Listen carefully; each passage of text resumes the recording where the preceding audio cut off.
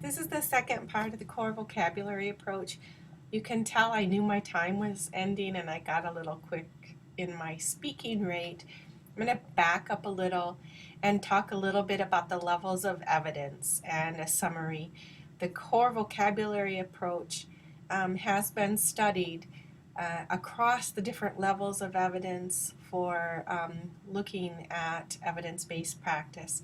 I put this, the pyramid about the levels of quality of evidence regarding evidence-based practice up for you for this time. With each of these methods, your authors have done a nice job of providing you with the evidence for this practice.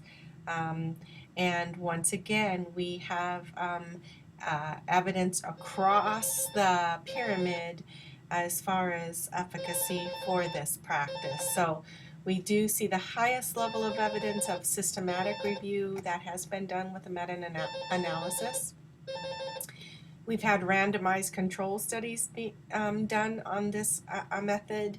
We've had control studies without randomization. We've had quasi-experimental studies done and correlational case studies. So we do have levels at all areas for this. And I did get quick again when I talked about the typical session. So let me just recap that. You'll do an individual session 2 times a week, 30 minutes per session. Typically in that first session during the week, you will have chosen 10 vocabulary words from the 70 target words of your whole list. And again, when you're choosing the words that you want to work on in this method, you're going to have the parents as a partner and you'll have the child as a partner whenever possible.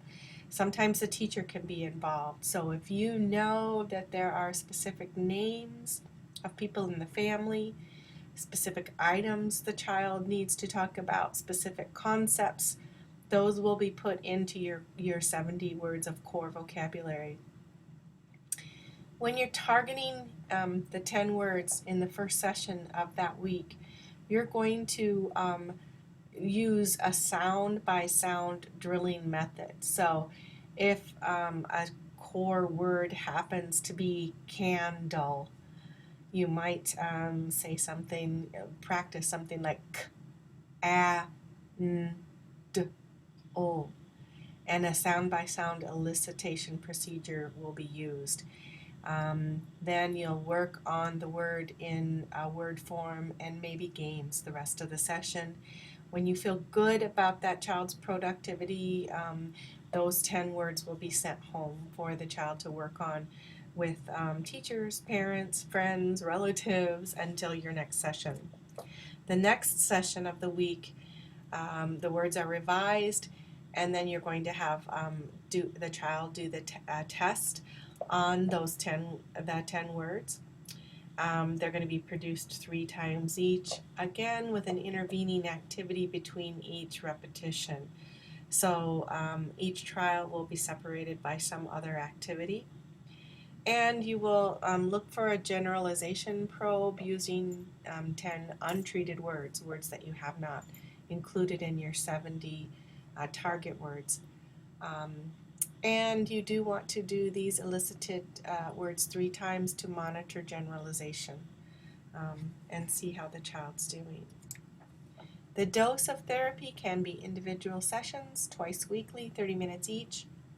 Usually, your authors are reporting that 16 half-hour sessions are needed to attain consistency and to really see differences in the percent consonant correct. And you should see some generalization to untreated words.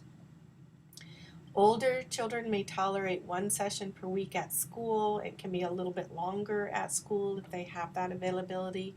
And then maybe another session by a private practitioner, and you would be hopefully coordinating that. The multicultural implications for this method is that we feel that it's suitable for all backgrounds, and it's important because it's important that it works for all backgrounds because you are letting that child and that family be really a part of picking the words that are appropriate for the needs of that child.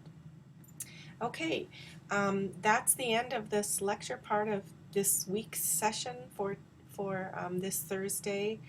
And don't forget to look at the video of the therapy method, and I'll see you next Tuesday. Thank you.